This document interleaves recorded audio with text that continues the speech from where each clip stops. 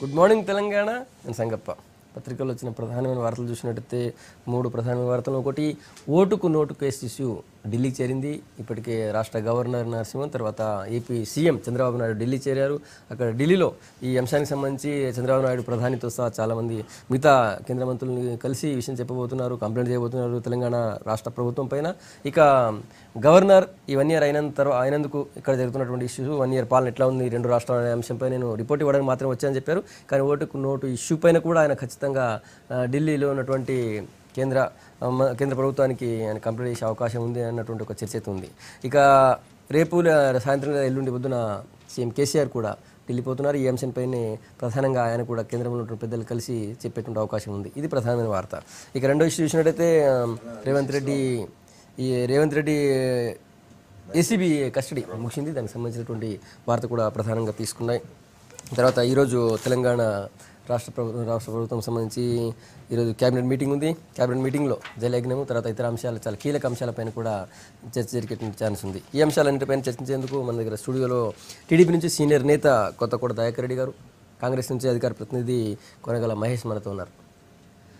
దయాకర్ రెడ్డి గారు, నిన్న AP cabinet ఈ ఓటుకు నోటు ఇష్యూ, ఫోన్ ట్యాపింగ్ ఇష్యూ అన్నిటిపై చర్చించి హైదరాబాద్పై పూర్తి అధికారులు గవర్నర్కి ఇవ్వాలి, సెక్షన్ 8ని అమలు చేయాలి రాష్ట్ర విభజన చట్టంలో ఉన్నదని ఇది వాళ్ళు నిర్ణయం తీసుకున్నారు.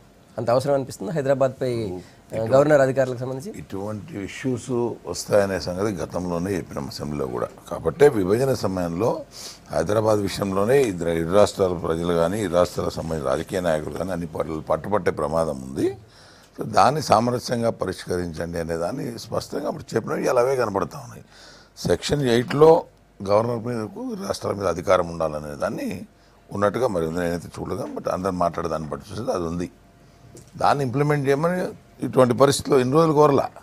ఒక సామరస్య వాతావరణం ఉండే ఒక ముఖ్యమంత్రి రాజ్యాంగం అనేది అంటూ ఉన్నప్పుడు కోరినటువంటి పరిస్థితి. ఈరోజు ఈ ఫోన్ ట్యాపింగ్ల వ్యవహారం ఇవన్నీ వచ్చిన తర్వాత ఆ అధికారం లేకపోవడం వల్లనే జరిగిందా?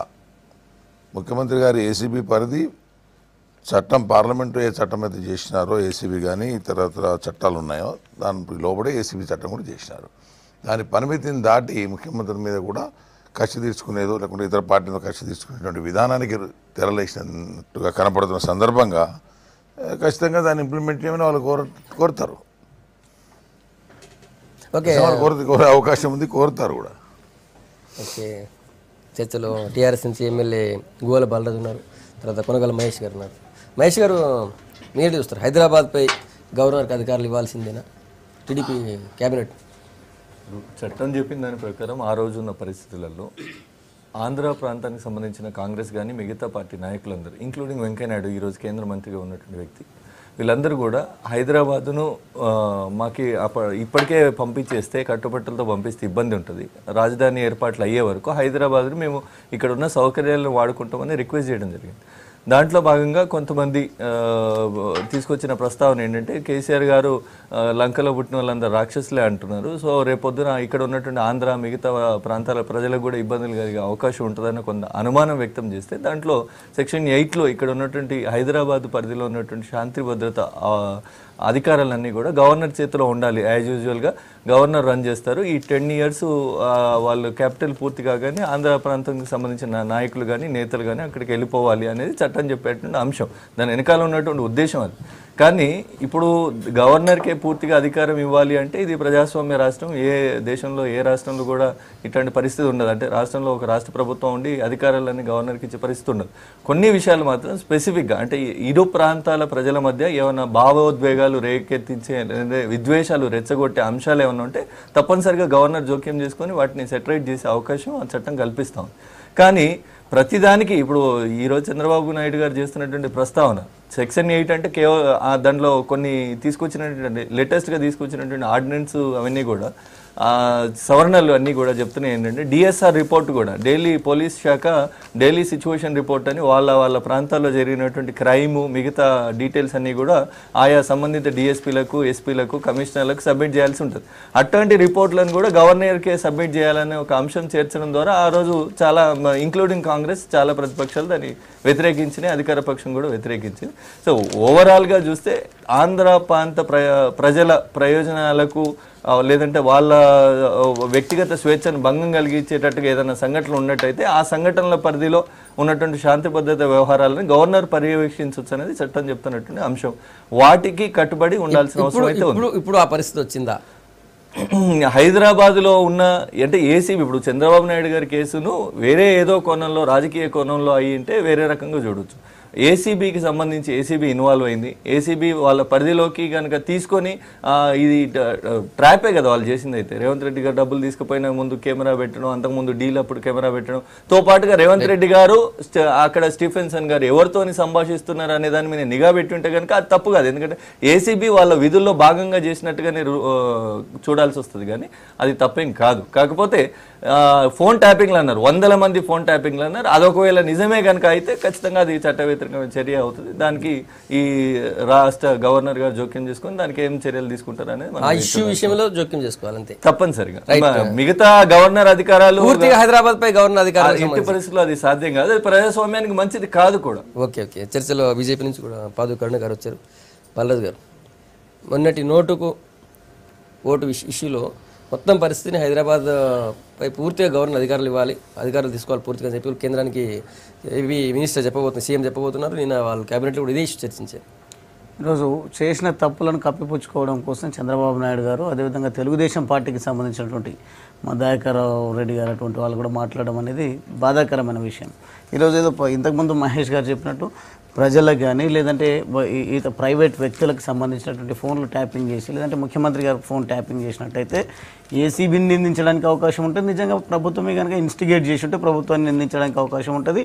ముఖ్యమంత్రి గారి పైన కూడా మా ముఖ్యమంత్రి గారి పైన కూడా చట్టరీత్యా చర్యలు తీసుకునే అవకాశం ఉంటుంది. కానీ ఈరోజు ఒక కంప్లైంట్ ఇచ్చినటువంటి దాన్ని ఆధారంగా చేసుకొని ఏసీబీ నిఘా పెట్టి వాళ్ళు ఎవరైతే దోషులను పట్టుకునే ప్రయత్నం చేసిందో, దొంగలను పట్టుకునే ప్రయత్నం చేసిందో, ఆ ప్రయత్నంలో భాగంగా ఏసీబీని నిందించడం, రాష్ట్ర ప్రభుత్వాన్ని నిందించడం, అదేవిధంగా మా ఆజమాయిషి నడవాలని చెప్పి గతంలో ఏదైతే ప్రభుత్వం ఏర్పాటైన కొత్తలో రాష్ట్ర విభజన జరిగిన వెంటనే పూర్తి అధికారాలను గవర్నర్కి అప్పగించాలని ఏదైతే చట్టవిరుద్ధంగా ప్రజాస్వామ్య విరుద్ధంగా వారు మాట్లాడడం జరిగిందో దానికి అది తప్పు అని తేలిన తర్వాత ఇన్ని రోజులు నిశ్శబ్దంగా ఉన్నటువంటి వ్యక్తులు ఇప్పుడు మరొక్కసారి చంద్రబాబు నాయుడు గారి ఇంటి దగ్గర ఉన్నటువంటి తెలంగాణకు సంబంధించిన పోలీసులను తొలగించడము, అంటే ఈ హైదరాబాద్లో ఉంటూ ఆంధ్రప్రదేశ్కి సంబంధించినటువంటి అధికారులను నియమించుకొని విచ్చలవిడి తత్వాన్ని ఇక్కడ పెంచి పోషించే విధంగా వారు ఏం చేసినా కానీ దాన్ని దాచిపెట్టే వారు ఎవరైతే ఉంటారో, వాళ్ళ దొంగతనాన్ని దాచిపెట్టే వాళ్ళు ఎవరైతే ఉంటారో వాళ్ళని ఎంబడి పెట్టుకుంటారు. మిగతా వాళ్ళను ఇంటెలిజెన్స్కి సంబంధించినటువంటి సమాచారం బయటకు పోకుండా అన్ని విషయాలను దాచిపెట్టే ప్రయత్నం ఈ ముఖ్యమంత్రి గారు చంద్రబాబు నాయుడు గారు ఏదైతే చేస్తూ ఉన్నారో వారు దొంగలు అని చెప్పడానికి ఇంతకంటే పెద్ద నిదర్శనం అవసరం లేదు. ఇప్పుడు చంద్రబాబు నాయుడు గారు ఆంధ్రప్రదేశ్లో మహాసంకల్ప సభ సందర్భంగా వారు మాట్లాడినటువంటి తీరు, ఒక ముఖ్యమంత్రి ఫోనే ట్యాప్ చేస్తారా అని చెప్పేసి ఒక రకంగా మాట్లాడడం, ఆ వాయిసే నాది కాదు అది ఫ్యాబ్రికేటెడ్ అని మాట్లాడడం, ఈ రకంగా ద్వంద్వ వైఖరితో మాట్లాడుతూ వారికి ఉన్నటువంటి నైజం ఏదైతే ఉందో దాన్ని మరోసారి బయట పెట్టుకోవడం జరిగింది. ఖచ్చితంగా యావత్తు దేశమంతా కూడా ఖండిస్తున్నటువంటి ఈ సందర్భంలో తప్పు చేసి కూడా చేయలేదని చెప్తూ ఈరోజు మళ్ళీ ఈ రాష్ట్ర ప్రభుత్వంతోన తగాదాకు దిగడం, ఈ రాష్ట్ర ప్రభుత్వం ప్రతిష్టను దిగజార్చే ప్రయత్నం చేయడము, ఇక్కడేదో మొత్తం అధికారాలన్నీ ముఖ్యమంత్రి గారు తీసుకొని ప్రజాస్వామ్యాన్ని తుంగలో దొక్కుతున్నారు అన్నట్టుగా, ప్రజాస్వామ్యం అంటే తెలియనట్టుగా, మాకు చట్టాల గురించి అవగాహన లేనట్టుగా, ఈ ఏసీబీ అంతా కూడా వారేదైతే గతంలో వాడుకున్నారో అధికారులను అన్నింటి కూడా వాళ్ళ సొంత ప్రయోజనాల కోసం వాడుకున్నట్టుగా ఇక్కడ మేము వాడుకున్నట్టు తీర్చిదిద్దే చూపించే ప్రయత్నం ఏదైతే చేస్తున్నారో అది నిజంగా దుర్మార్గం, శోచనీయం. దీన్ని మొత్తం సమాజం ఖండిస్తున్నటువంటి సందర్భంలో చేసిన తప్పులను ఒప్పుకోకుండా చాలా సింపుల్గా కొంతమంది డిమాండ్స్ పెడుతున్నారు. చేసిన తప్పేందో ఒప్పుకోయ్యా బాబు అని మాట్లాడుతున్నట్టు వివిధ సోషల్ మీడియాలో వాళ్ళ కామెంట్స్ కానీ లేదంటే బయట చర్చిస్తున్నటువంటి విధానం కానీ, ఇన్ని తప్పులు చేసిన తర్వాత చంద్రబాబు నాయుడు గారు ఇది రెండు రాష్ట్ర ప్రజలకు మధ్యలో ఉన్నటువంటి తగాదాగా తీర్చిదిద్దే బయటకు చెప్పే ప్రయత్నం ఏదైతే చేస్తున్నారో ఇది ముమ్మాటికి తప్పు అని వాళ్ళ క్యాబినెట్ డిసిజన్ ఇట్లా చూస్తారు. హైదరాబాద్ పై పూర్తి అధికారులు గవర్నర్కి ఉండాలని వాళ్ళు క్యాబినెట్ వివిధ రకాల ఒత్తిళ్లతోన మంత్రులను కూర్చోబెట్టుకొని అది క్యాబినెట్ సమావేశం అని ఏర్పాటు చేసి ఈరోజు అది చంద్రబాబు నాయుడు గారి వాయిస్ కాదు, చంద్రబాబు నాయుడు గారు తప్పు చేయలేదని క్యాబినెట్లో చర్చ పెట్టడం అంటే ఆంధ్రప్రదేశ్ ప్రజలను అవమానపరచడమే. క్యాబినెట్ సమావేశాలు ఎప్పుడు చేస్తారు? ఏదైనా నిర్ణయం తీసుకోవాల్సి వచ్చినప్పుడు, ప్రజలకు కావాల్సినటువంటి పథకాలను దానికి చట్టబద్ధత తీసుకురావాల్సినప్పుడు, లేదంటే ఆ ప్రాంత ప్రయోజనాల కోసం ఏదైనా ముప్పు వాటిల్లినప్పుడు, లేదంటే అవసరం ఉన్నప్పుడు సమావేశం ఏర్పాటు చేసి చర్చ జరిపి ఈరోజు చంద్రబాబు నాయుడు గారి వస్తున్నటువంటి విమర్శలు తప్పా ఒప్పా అని ఖండించాలని దాన్ని సమావేశం ఏర్పాటు చేసి కేబినెట్ సమావేశంలో ఈ నిర్ణయం తీసుకోవడం అంటే ఇంతకంటే దుర్మార్గం. రైట్ కరుణ గారు, ఇప్పుడు ఈ కేసు, ఈ గొడవ, ఈ లొల్లి అంతా ఢిల్లీ చేరింది. ఈ కేంద్రం ఏం చేయబోతుంది? కేంద్రం అయితే తప్పకుండా ఇరు రాష్ట్ర ముఖ్యమంత్రుల్ని కూర్చోబెట్టి అసలు ఈ సమస్య పరిష్కారం దిశగా ప్రయత్నం చేస్తుంది. ముఖ్యంగా భారతీయ జనతా పార్టీ రాజకీయాల్లో నీతి నిజాయితీ రాజకీయాలకు ఒక విలువలు తెచ్చే ప్రయత్నం చేస్తూ ఉంది. గతంలో కూడా 2003లో యాంటీ డిఫెక్షన్ లా, ఆ రోజున నోట్ల కట్టలు పార్లమెంట్లో ప్రదర్శించిన వేళ యాంటీ డిఫెక్షన్ లా తీసుకొచ్చింది కూడా భారతీయ జనతా పార్టీయే. దాని తర్వాత ఆ పరిణామ క్రమంలో అనేక సార్లు కూడా నిజాయితీగా నిలబడి రాజకీయాల విలువలు తేవడానికి భారతీయ జనతా పార్టీ ప్రయత్నం చేస్తూ ఉంది. ఈ రోజున దీన్ని మొన్న స్టీఫెన్సన్ వ్యవహారం ఏదైతే ఉందో, రేవంత్ రెడ్డి గారి వ్యవహారం ఏదైతే ఉందో, ఈ దిశగా ముఖ్యమంత్రి మీద అక్కడ చంద్రబాబు గారు మహాసంకల్ప దీక్షల్లో మాట్లాడడమే కాక ఇక్కడ కేసీఆర్ గారు కూడా ప్రజలను ఉద్దేశించి మాట్లాడిండ్రు. అదే సందర్భంలో ఇరు రాష్ట్రాలు, కొత్తగా ఏర్పడ్డ 2 రాష్ట్రాలు కూడా, ఈ 2 రాష్ట్రాలు సహకరించుకోవాల్సిన విషయాలు చాలా ఉన్నాయి. అయితే ఇది ఈ అవినీతి విషయంలో సహకరించడానికి కాదు ఉద్దేశము. ప్రజల మధ్య వైషమ్యాలుగా, ప్రజల మధ్య విద్వేషాలుగా రెచ్చగొట్టే ప్రయత్నం చేసేది ఏదైతే ఉందో, ఆ రోజున స్టీఫెన్సన్ వ్యవహారం ట్రాప్ చేసి పట్టుకొనొచ్చు కాక, కానీ అది అవినీతి అనే విషయం బయటపడింది. వీళ్ళు చేయనిగాక ఇక్కడ తెలంగాణ ముఖ్యమంత్రి గారు ఇన్వాల్వ్ అయ్యి మా ఎమ్మెల్యేలు ఎమ్మెల్సీలు ఎట్లా మీ పార్టీలోకి వచ్చిండ్రని వాళ్ళు కూడా అడుగుతా ఉన్నారు. 63 మంది పెట్టుకొని మీరు 5గురు ఎట్లా పోటీ చేశారు అని వాళ్ళు అడుగుతా ఉన్నారు. 5గురు పోటీ చేసి గెలిచిండ్రు కూడా. అంటే ఆ పార్టీ నుంచి ఈ పార్టీలకు వచ్చిన వాళ్ళందరికీ కూడా ఓట్లు పడ్డాయి, దాన్ని సక్సెస్ఫుల్గా వాళ్ళు చేయగలిగినారు. అవతల ఇప్పుడు ఆ ఓటును చేసుకోలేదు, గెలవను లేదు, అది పక్కకు పెడితే నేరం చేయటం అనేది అది బయటపడ్డ విషయం. కాబట్టి దీన్ని ఏ విషయంలో ఎవరు చేసినా కూడా శిక్షార్హులే, శిక్షించాల్సిందే. రాజకీయాల్లో నీతి నిజాయితీకి విలువ. ఎందుకంటే చట్టాలు తయారు చేసి అమలు చేయాల్సిన చట్టసభల్లో ఉన్న ప్రతినిధులే ఈ రకంగా పోతా ఉంటే, ఇంకో విషయం ఏదైతే ఉందంటే, ఈ రోజున ఇంతవరకు సంవత్సరం అయిందండి, 2 రాష్ట్రాలు ఏర్పడి 1 సంవత్సర కాలం గడిచింది, అయినా గవర్నర్ గారి జోక్యం ఎప్పుడు అడగలేదు. ఈ రోజున గవర్నర్ గారి జోక్యం అనేది కేంద్ర ప్రభుత్వం వద్దకు చేరినట్టు ఇప్పటి వరకు కూడా కేంద్ర ప్రభుత్వం ఏమి ఇన్వాల్వ్ కాలేదు ఏ విషయంలో కూడా. మీరు చూసుకోండి, మీరు సమన్వయంతో పోండి అని చెప్పింది కానీ ఇన్వాల్వ్ కాలేదు.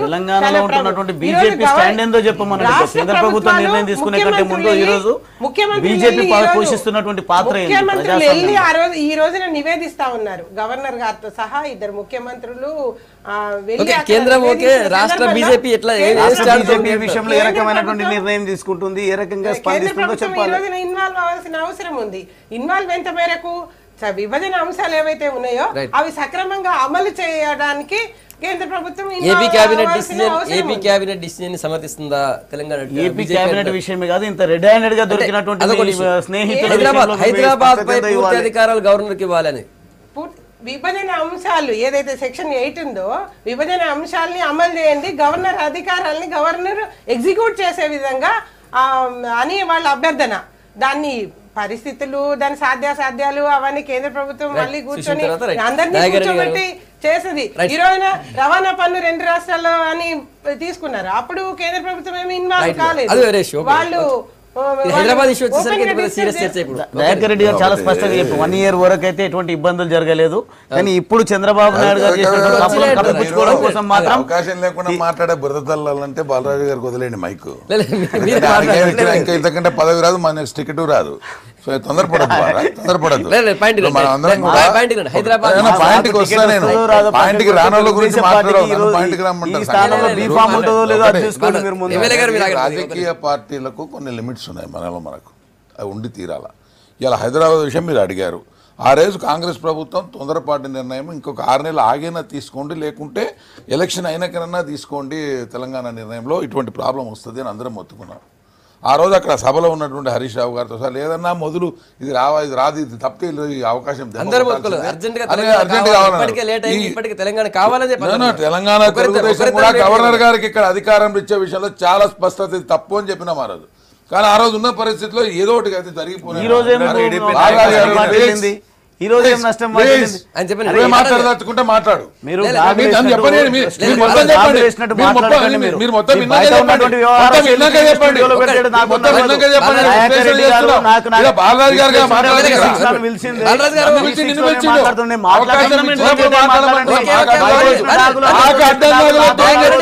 దయచేసి. నాకు అడ్డంగా లేదని చెప్తున్నా. నాకు అడ్డంగా నాదే అసలు లేదు.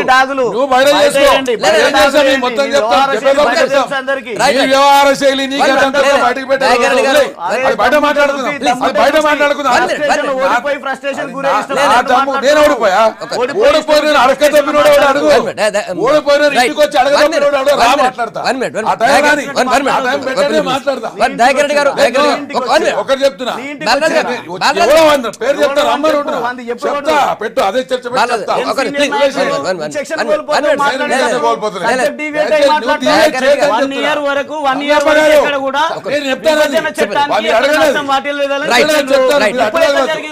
విభజన చట్టంలో ఎక్కడ అవకతవకలు జరిగింది, ఎక్కడ ఇబ్బందులు జరిగింది, ఈ రాష్ట్ర ప్రభుత్వం ఎక్కడ ఉన్నటువంటి అధికారులు గుప్పిట్లోకి తీసుకొని శాంతి భద్రతలకు విఘాతం కలిగించిందా? ఎందుకు ఈ రోజు మళ్ళీ గవర్నర్ అధికారాలు తెరపైకి వస్తుంది? తెలుగుదేశం పార్టీ స్వార్థం ఏంటి? చెప్తారు. ఒక నిమిషం బాలాజీ గారు ఇప్పుడు మీరు అవకాశం ఎవరికి ఇస్తే అలా మాట్లాడుతుంది. ఎంత కౌంటర్ చేసుకుని ఇబ్బంది లేదు. ఒకటి దయాకర్ రెడ్డి నేను మీరు అడిగిన దానికి నేను మీరు అడిగిన దానికి ఎవరు సహిస్తారు? మీరు అడిగిన దానికి ప్రజాస్వామ్యం ఇప్పుడు ప్రజాస్వామ్య పాలన నడుస్తుంది.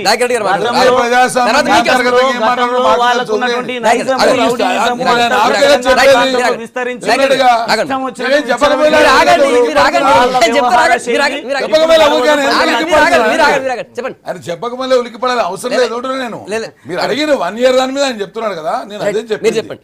ఆ రోజు అందరం ఊహించిందే ఇటువంటి జరుగుతాయి, ఇటువంటి ప్రాబ్లమ్స్ వస్తాయి, ఇరు రాష్ట్రాల ముఖ్యమంత్రి ఇక్కడ ఉంటే అనేది స్పష్టత అందరం ఇచ్చినాం అసెంబ్లీలో. కానీ ఆ రోజు కనుక నిర్ణయం జరగకపోతే కాదన్న తొందరలో మొదలు తెలంగాణ రావాలి, తొందరలో అన్నిటికీ ఒప్పుకున్నా నెత్తుకున్నాం. దాని పర్యవసానాలు ఇవి నేను చెప్తున్నా. దాన్ని అర్థం చేసుకోకుండా ఏదో నేను ఆరోపణలు చేస్తుంటే మాట్లాడితే కరెక్ట్ కాదు ఉంటున్నా. సో ఇవాళ జరిగినాయి. ఇవాళ 1 year నుంచి కాకుండా ఇవాళ ఎందుకు వచ్చింది అంటే ఆ రాష్ట్ర ముఖ్యమంత్రి ఇక్కడ ఉన్నాడు కాబట్టి ఏసీబీని ఉపయోగించేసి ట్యాపింగ్లు ఇవన్నీ చేయడం అనేది కరెక్ట్ కాదు. ఒకవైపు గవర్నమెంట్ ఏం చెప్తుంది, ట్యాపింగ్ మేము చేయలేదని ఏసీబీ డీజీపీ గారు ఇలా అన్నారు. నిన్న రాత్రి కడియం శ్రీగారు ఆ ట్యాపింగ్ చేసింది మా ఏసీబీ, మేమే చేయించినాం, చాలా స్పష్టత ఇచ్చినారు. సో ఇటువంటి వైరుధ్యాలు వచ్చినప్పుడు వచ్చేటువంటి సమస్యలు ఇది. అన్నిటికంటే ముఖ్యంగా ఏసీబీ ఎవరి అండర్లో ఉండాలి? ముఖ్యమంత్రి గారి అండర్లో ఉందనుకుందాం. ఎలక్షన్ టైంలో ఎవరి అండర్లో ఉండాలి? ఎలక్షన్ రూల్స్ వర్తించవా, నిబంధనలు లేవా, అప్పుడు ఎట్లా యూజ్ చేస్తారు?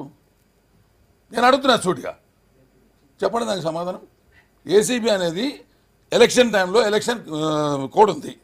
ఎలక్షన్ కోడ్ ఉన్నప్పుడు ఎవరి అండర్లో పనిచేయాలి. అటువంటి రిపోర్ట్ ఏమైనా వాళ్ళకి ఇచ్చిండ్రా? అటువంటి డైరెక్షన్ ఏమైనా ఏసీబీకి వచ్చిందా? కోడ్ ఎలక్షన్ కోడ్ ఉన్నటువంటి టైంలో ఎవరు చేతి కింద పనిచేయాలనే దాంట్లో స్పష్టత ఉన్నాయి. వాళ్ళు ఏమైనా ఇచ్చినారా ఆర్డరు? ఎందుకు ముఖ్యమంత్రి గారు ఒకరే పదే మాట్లాడాల్సిన అవసరం లేదు, మంత్రులు మాట్లాడాల్సిన అవసరం లేదు ఉంటుంది దీంట్లో. ఒకవేళ అటువంటి డైరెక్షన్ ఎవరికి ఆ రోజు కలెక్టర్లకు ఉంటుంది, జిల్లాలో ఇక్కడ సిఎస్కి ఉంటుంది. ఆర్ఓ ఎవరండి? ఒకవేళ డబ్బు దొరికింది అనేటువంటిది ఒక పూట కరెక్ట్ అనుకుందాం, జరిగిన ఎపిసోడ్ అంతా కరెక్ట్ అనేటువంటి భావననే అనుకుందాం. జరిగితే చెప్పండి, జరిగితే మనది ఎవరి పరిధిలో ఉంది? ఏసీబీ పరిధి ఏంటో పార్లమెంట్లో చట్టం స్పష్టంగా ఉంది. ఎండోమెంట్స్కి ఏంటి, రెవెన్యూకి ఏంటి, ప్రతి దానికి ఉంది. ఏసీబీ అనే దానికి చట్టం నిర్వచనం ఏముంది క్లియర్గా? ఒక అధికారిని తమ పని చేయమని కానీ ఇంకో రకంగా కానీ మభ్య పెట్టడమో, డబ్బులు ఇవ్వడమో, ఇప్పించుకోవడమో, దాన్ని ప్రేరేపించడమో జరిగిన దాని మీద ఉంది. ప్లస్ ఇక్కడ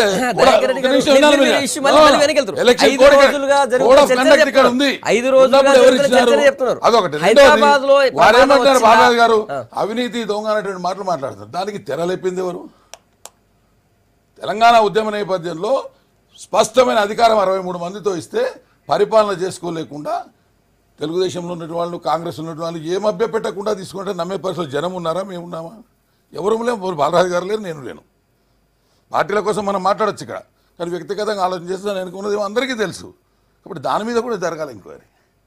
అదే ఏసీబీని ఆ ఎమ్మెల్యేలను తీసుకున్నప్పుడు ఏం మాట్లాడారో దాని కనుక ఎంక్వైరీ పెట్టించుకొని, అయ్యా మీరు అంటున్నారు కదా నా మీద, ఇదిగో నేను కూడా రికార్డ్ చేసినా అంటే బాగుంటుంది. హైదరాబాద్ చెప్తే సమస్య. హైదరాబాద్ విషయం ఆ రోజు అందరము వద్దన్నదే. ఇద్దరు ముఖ్యమంత్రులు ఇక్కడ కానీ గవర్నర్ కి అధికారాలు కానీ వద్దని స్పష్టంగా అసెంబ్లీలో చెప్పిన వాళ్ళం అందరము. కానీ అప్పటికి ఈ ఒత్తిడి వద్దు, ఏదో జరిగిపోని అన్నారు. కాబట్టి హైదరాబాద్ మీద పూర్తి అధికారం ఉండాల్సిన అవసరం ఉందని ఆ రోజు లేదు, ఈ రోజు లేదు, ఎవరికి ఈ రోజు తెలంగాణ లేదు. కానీ ఇటువంటి చర్యలు జరుగుతున్నప్పుడు ఉమ్మడి రాష్ట్రంలో ఇద్దరిని పెట్టినప్పుడు ఒకరి మీద ఒకరి అధికారాలు చెలాయించుకునేటువంటి పరిస్థితి వచ్చినప్పుడు అటువంటి దాని మీద కేంద్ర ప్రభుత్వం కొంచెం సూచనలు చేయాల్సిన అవసరం ఉంది. సూచనలు చేయాల్సిన అవసరం అది నేను చెప్తున్నా, ఉదాహరణ గాంధీ చెప్పేది. ఓకే ఇప్పుడు దాని తమ్ముడు చెప్పే ఏ పరిధిలో పెట్టాలి, ఎంతలో ఉండాలి, అట్లా డెఫినెట్గా అటువంటి ఒకరి మీద ఒకరు ఏసీపీని ఈ ఇతర దాన్ని దేనికి ఉపయోగించాలో దాన్ని పక్కన పెట్టేసి ప్రత్యర్థుల మీద ఇతర పార్టీల మీద ఉపయోగించే క్రమం ఉన్నప్పుడు సరే నాన్ కాంట్రవర్సీగా గవర్నర్ చేతిలో అటువంటి అధికారులు ఉండాల్సిన అవసరం ఉంది. రైట్ మహేష్ గారు. నిన్న బాబు గారు చేసిన దాన్ని బట్టి ఇప్పుడు ఈ చర్చ అంతా ఏడుకొచ్చిందంటే బాబు గారు మొన్న సంకల్ప దీక్షలో మాట్లాడిన దాన్ని బట్టి ఏమంటాడు, నేను కన్ను తెరిస్తే కష్టాల్లోకి వెళ్తారు జాగ్రత్త. కన్ను తెరిస్తే తెలంగాణ ప్రజలు కానీ తెలంగాణలో ఉన్నటువంటి నాయకులు కానీ కష్టాల్లోకి వెళ్ళే ఏముంది అంటే ఈ తెల్లారే వచ్చింది బయటికి సెక్షన్ 8 అని. కేంద్రం మన చేతిలో ఉంది, కేంద్రంలో భాగస్వామ్యం ఉన్నాం కాబట్టి, మంత్రులు కేంద్రాల్లో ఉన్నారు కాబట్టి 7 మండలాలు పోలవరం కలుపుకున్నట్టుగానే పీపీఏల విషయంలో తొండి చేసినట్టుగానే ఈ విషయంలో కూడా చేయాలని ఒక ఆలోచన చేసి ఉండొచ్చు బాబు గారు.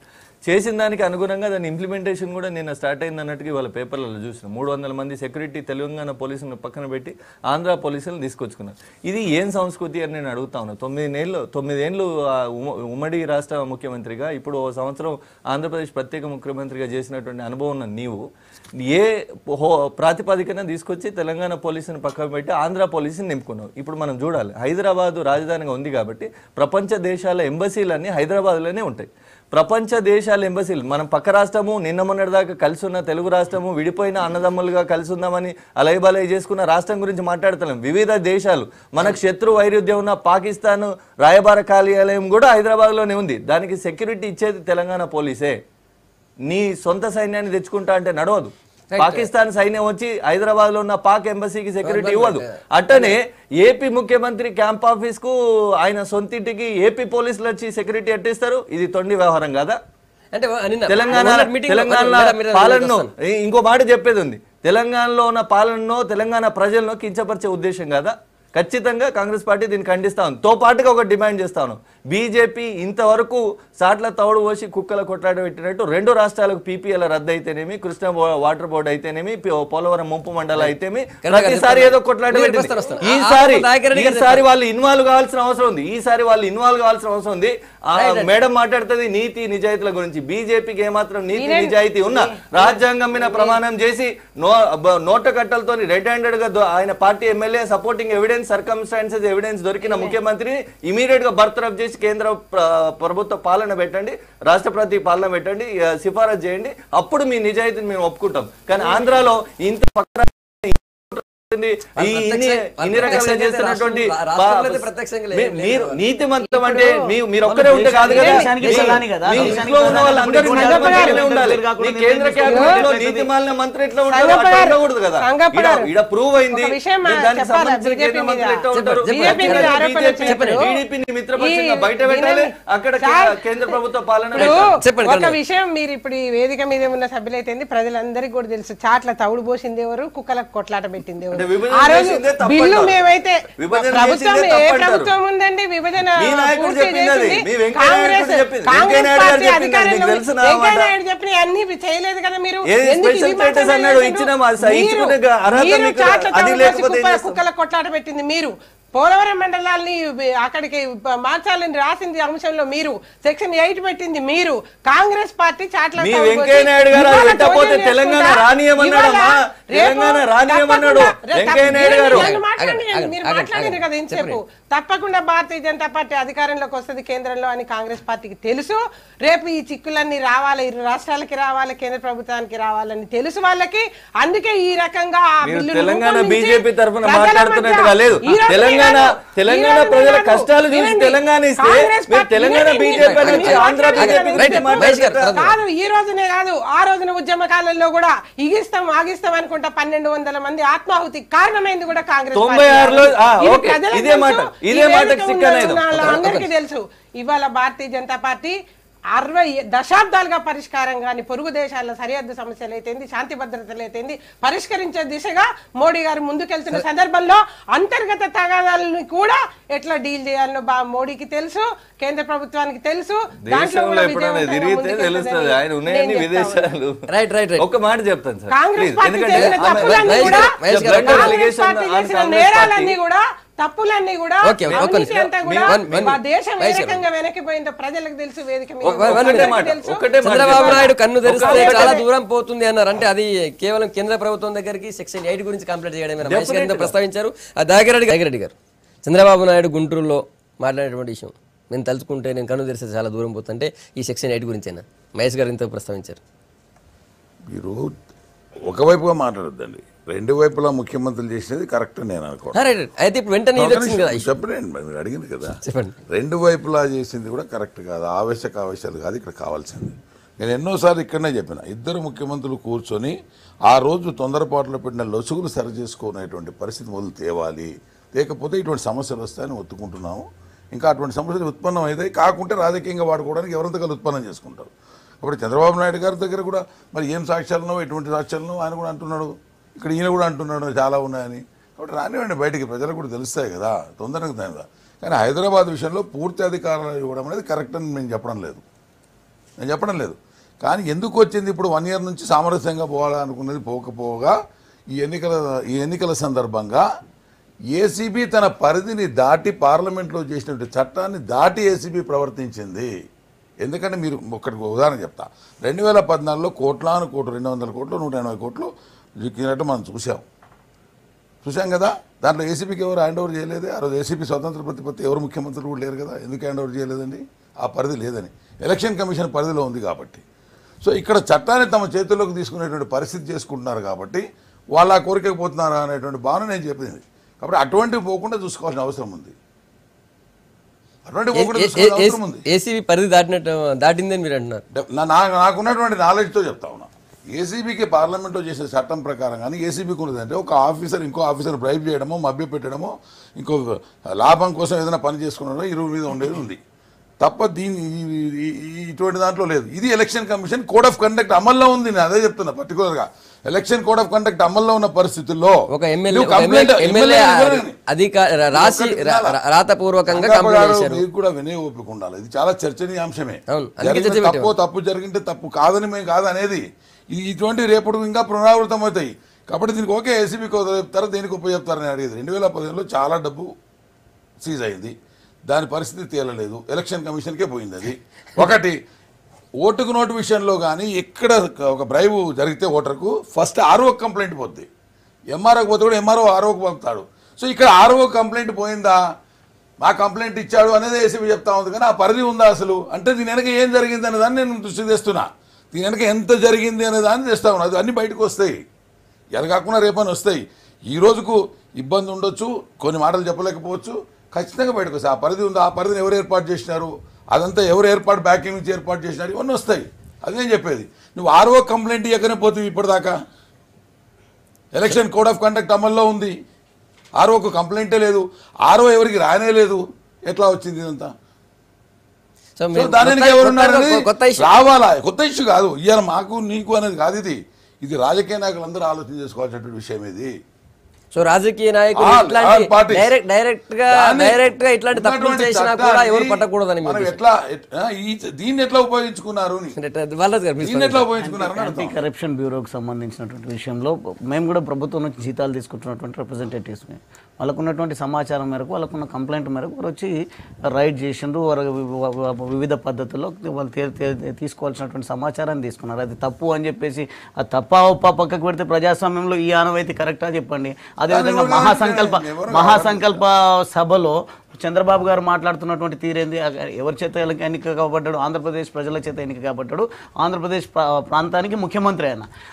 కేసీఆర్ గారి కంటే ఎక్కువ అధికారాలు నాకున్నాయంటే ఎట్లా? అంటే చంద్రబాబు మోడీతోన సంబంధాలు ఉన్నందుకు, కేంద్ర ప్రభుత్వంతో స్నేహపూర్వకమైన వాతావరణం ఉన్నందుకు, వాళ్ళ స్నేహం కొనసాగుతున్నందుకు ఇంకా నాకు ఇక్కడ ఆజమాయిషి ఉంది, నేను ఏం మాట్లాడినా చెల్లుబాటు అవుతుందని వారు అహంకారపూరితంగా మాట్లాడినటువంటి మాటలు, ఈ రకమైనటువంటి మాటలు చేసింది తప్పే అని తెలిసినప్పటికీ ఇంకా విషయాలను దాచిపెట్టడం కూడా తప్పు. ఆ విషయంలో కూడా చంద్రబాబు నాయుడు గారి పైన కేసులు నమోదు చేయాలి.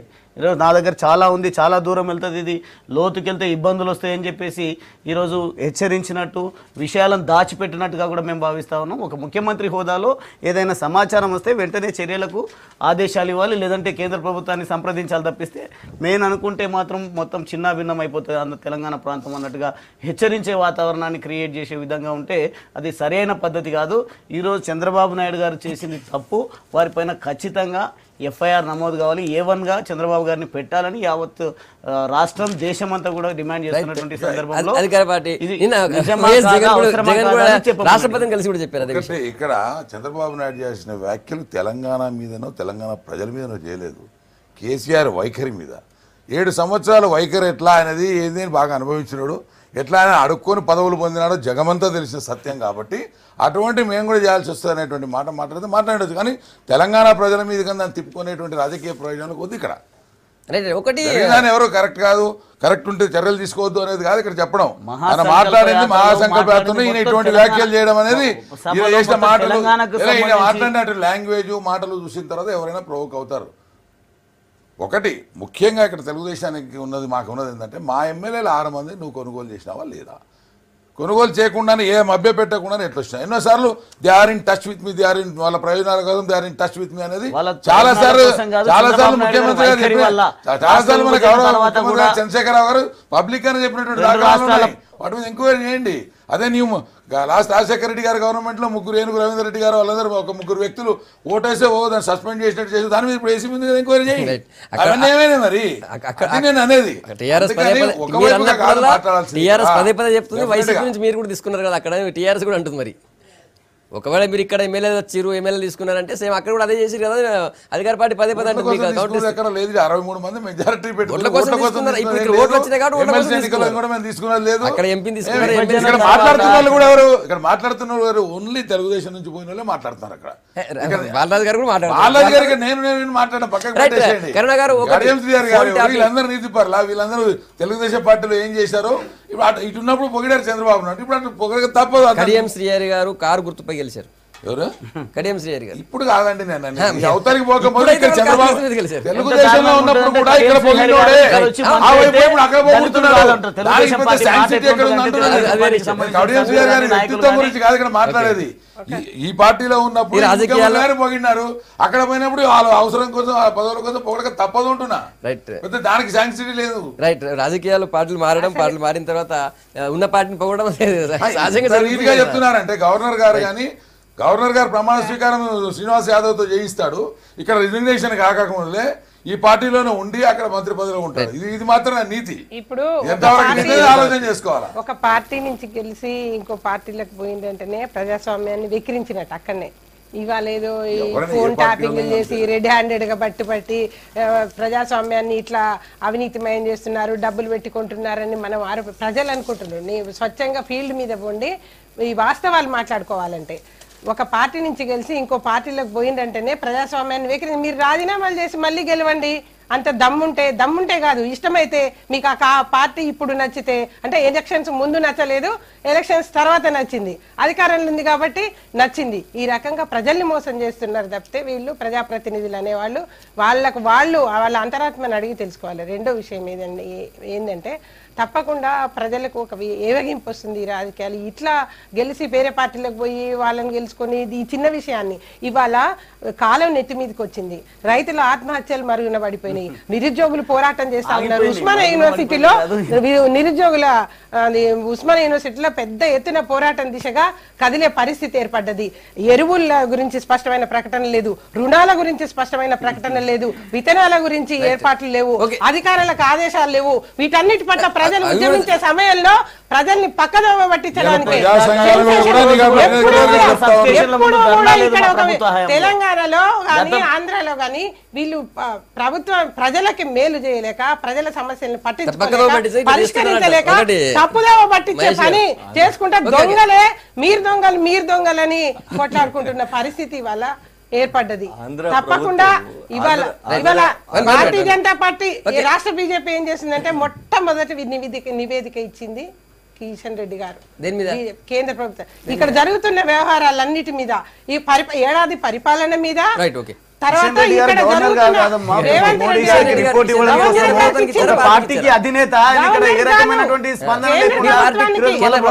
ఏడాది పరిపాలన మీద ఆ రోజు టీవీలో కూడా వచ్చిందండి.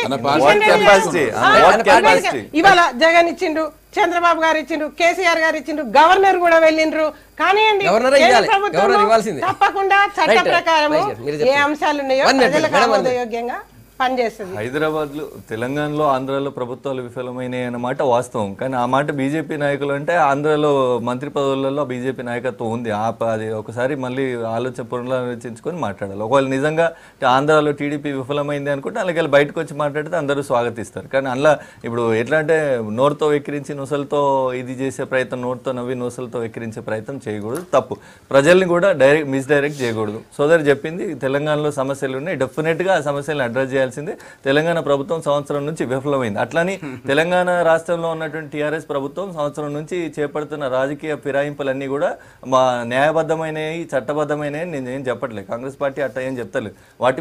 వాటి కొన్ని చట్టాలు ఉన్నాయి, ఆ చట్టాలకు లోబడి కొన్ని చర్యలు తీసుకోవాల్సిన అవసరం ఉంది. తో పాటుగా కళ్ళ ముంగట ఓట్లకు బేరం పెట్టినటువంటి ఇన్సిడెంట్ కనబడి దేశ రాజకీయాలు మొత్తం కూడా ఇలా తెలంగాణలో జరుగుతున్న ఇన్సిడెంట్ మీద చర్చించే పరిస్థితి ఉంటే వాటి మీద జరిగింది తప్పే అని ఒక్క నాయకుడు తెలంగాణ టీడీపీ నుంచి చెప్పలేకపోతున్నారు, తెలంగాణ బీజేపీ నుంచి చెప్పలేకపోతున్నారు.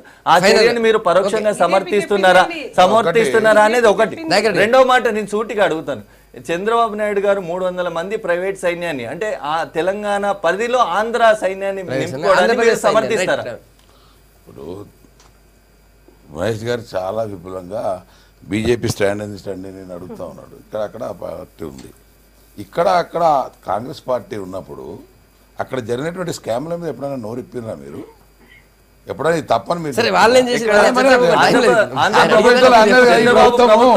ప్రభుత్వాలు వేరే పక్కకు పెట్టండి. ప్రభుత్వాలు వేరైతే చెప్తాం, ప్రభుత్వాలు వేరైతే ఆరోపణలు చేస్తాం లేకుంటే కరెక్ట్ కాదు. కేంద్ర ప్రభుత్వంలో అక్కడ ఇక్కడ అధికారంలో ఉన్నప్పుడు కాంగ్రెస్ పార్టీ అక్కడ జరిగిన స్కామ్ల మీద కానీ, అక్కడ ఉన్న మంత్రుల మీద కానీ, సస్పెన్షన్ల మీద కానీ, అవినీతి ఎప్పుడన్నా నోరిప్పిందా?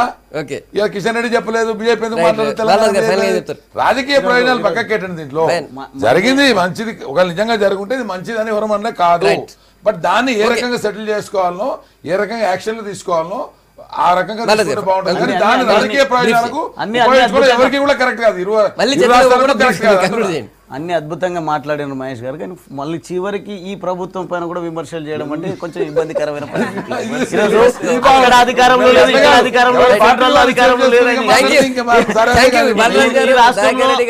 మహేష్ గారు, కరుణ గారు గుడ్ మార్నింగ్ చెప్పినందుకు రేపు మార్నింగ్ మళ్ళీ ఇదే టైం కలుద్దాం. Stay tuned.